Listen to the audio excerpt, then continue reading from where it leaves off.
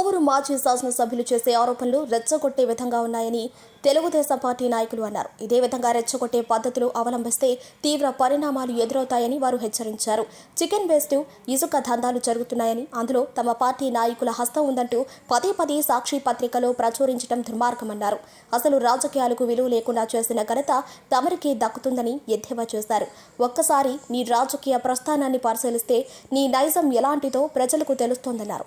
మా ప్రభుత్వంలో కమిషన్ల కోసం పనులు చేసే నాయకులు ఎవరూ లేరని, తమ నాయకులు తమ సొంత డబ్బుతో పలు సంక్షేమ కార్యక్రమాలను అమలు చేస్తూ ప్రజల వద్ద గుర్తింపు తెచ్చుకుంటున్నారని, అలాంటి వారిని కూడా మాజీ శాసనసభ్యులు ఆరోపణలు చేయడం సిగ్గుచేటు అన్నారు. దామరమడుగులో జరిగిన తెలుగుదేశం పార్టీ రూరల్ అధ్యక్షుడు బెజవాడ జగదీష్ ఆధ్వర్యంలో జరిగిన విలేకరుల సమావేశంలో ఇంకా పలువురు యువకులు పాల్గొని మాట్లాడారు.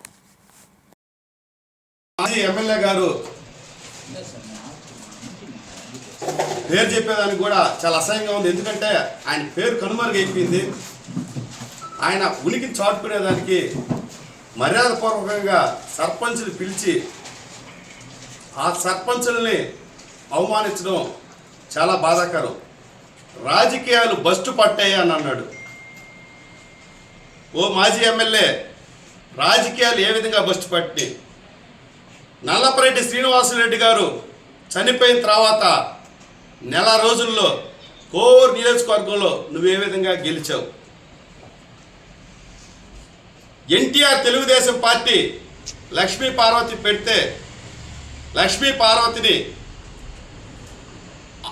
ఆంధ్ర జయలలితగా పొగిడింది ఎవరు? ఆ ఎన్టీఆర్ తెలుగుదేశం పార్టీ చిత్తుగా ఓడిపోయిన తర్వాత దొడ్డిదారిన జయప్రదాన్ని చంద్రబాబు నాయుడు గారిని కలిసేదానికి తీసుకెళ్ళింది ఎవరు? 2009 ఎలక్షన్లో తెలుగుదేశం పార్టీలో గెలిచి వైఎస్ఆర్సీపీలో చేరింది ఎవరు? గౌరవప్రదమైన సర్పంచ్ పదవుల్లో ఉండి 5 ఏళ్ళు చాలా నీతి నిజాయితీగా పనిచేసిన సర్పంచుల్ని ఈ విధంగా అవమానించడం కరెక్ట్ కాదు. ఎలక్షన్ టైంలో నీ తమ్ముడు నల్లపరెడ్డి రాజేందర్ రెడ్డి ఆడియోని రికార్డ్ చేసి దాన్ని బయటపెట్టింది ఎవరు? ఇటువంటి భ్రష్టు రాజకీయాలు కోవూరు నియోజకవర్గంలో నువ్వు చేస్తుంటే దానిని అంతమొందించి 54,000 మెజార్టీతో మన గౌరవనీయులైన మన ప్రియతమ నాయకురాలు వేమిరెడ్డి ప్రశాంత్ అక్కని గెలిపించారు. ఈరోజు నువ్వెక్కడైనా చూసుకో, గతంలో పర్సంటేజ్ల గురించి మాట్లాడుకునేవాళ్ళు, లేఅవుట్ల అవినీతి గురించి మాట్లాడుకునేవాళ్ళు, లేస్తే కమిషన్ల గురించి మాట్లాడుకునేవాళ్ళు. ఈరోజు ఎక్కడ గ్రామాల్లో కమిషన్ల గురించి అవినీతి గురించి మాట్లాడేవాడు ఎవ్వడో లేడు. ప్రశాంత్ అక్క నాయకత్వంలో ఎవ్వడు పని చేసినా అవినీతి రహితంగానే పనిచేస్తున్నారు. నువ్వు రాయిపిస్తున్నట్టు సాక్షి పేపర్లో చికెన్ వేస్ట్ ఇసుక దందాలు ఎవ్వడో చేయటం లేదు.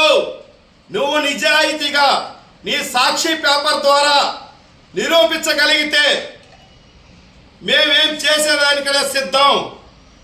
ఎవ్వరూ చేయటం లేదు. ప్రశాంతకు అట్లాంటి నాయకులు కానీ కార్యకర్తలు కానీ ఎక్కడా దగ్గరికి చేరదు. సాక్షి విలేకరు పెడతాడు, దిస్ ఈజ్ మై ఆర్టికల్. ఏం ఆర్టికల్? చికెన్ వేస్ట్ ఎవరు చేస్తున్నాడు తీసుకోరా, ఆధారాలు తీసుకోరా, నీకు దమ్ముంటే బయట పెట్టు. అంతేగాని ఏదో ప్రసన్న కుమార్ రెడ్డి చెప్పాడని చెప్పి నీ ఇష్టం వచ్చినట్టు ఆయనలాగా ప్రవర్తిస్తే ఎవ్వరు చూస్తూ ఊరుకోరు, ఎవ్వరు సహించరు. రాజకీయాలు భ్రష్టు పట్టకుండా రాజకీయ విలువలు కాపాడుతూ రాజకీయాలకి ఒక ప్రత్యేక హోదాగా తీసుకొస్తున్నారు మన వేమిరెడ్డి దంపతులు. అలాంటిది వాళ్ళ మీద ఏదో మరకలు చల్లి ఏదో చేయాలంటే జనాభా చూస్తూ ఊరుకోరు. అందరికీ సహనం అనేది కొంతవరకే ఉంటుంది. ఆ సహనంగా తీరిపోయిందంటే నీ మనుగడ ఇంకా ఎట్టుంటుందో ఒక్కసారి మాజీ ఎమ్మెల్యే గారు ఆలోచించుకోండి. అదేవిధంగా రాష్ట్రంలో కానీ దేశంలో కానీ ఆకర్షణ అన్న, ప్రలోభాలన్న, అవినీతి అన్న కేర్ ఆఫ్ అడ్రస్ మన తాజా మాజీ ఎమ్మెల్యే ప్రసన్న అని కోవూరు నియోజకవర్గంలో అందరికీ తెలుసు. ఈరోజు నీ కాడ 30 సంవత్సరాల నుంచి ఉన్న నాయకులను కూడా నువ్వు సస్పెండ్ చేస్తున్నావు. వాళ్ళు నీ కాడి నుంచి వచ్చేస్తున్నారు. ఎందుకు వస్తున్నారు? ఎందుకు వాళ్ళు ఇది చేస్తున్నారు? ఒక్కసారి నీకు నిజంగా మనస్సాక్షి అనేది ఉంటే తెలుసుకో. మాయల్ ఫకీర్ లాంటి తల ఒకటి పెట్టుకొని ఇది తప్పు కదా, ఇది తప్పు కదా అండం కాదు. నువ్వేం తప్పులు చేసావో అవన్నీ కోవూరు నియోజకవర్గ ప్రజలు ఆల్రెడీ చెప్పేస్తున్నారు. భవిష్యత్తులో ఇట్లాంటివి కూడా ఏమున్నా జనాభా చెప్తారు. అంతేగాని అవినీతి, అక్రమాలు, దందాలు, భూముల కబ్జా ఇవన్నీ మాకు తెలియదు, మేము చేయము.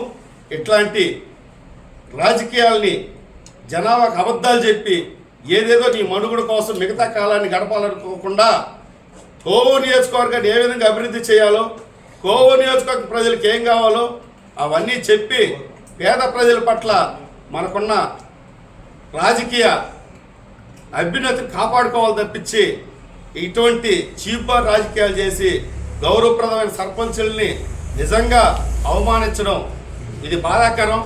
దీన్ని తెలుగుదేశం పార్టీగా మేము ఖండిస్తున్నాం. బేషరతున ఆ సర్పంచులందరికీ క్షమాపణ చెప్పాలని చెప్పి ఈ పత్రికా విలేకరుల మూలంగా మేము కోరుతున్నాం. Thank you.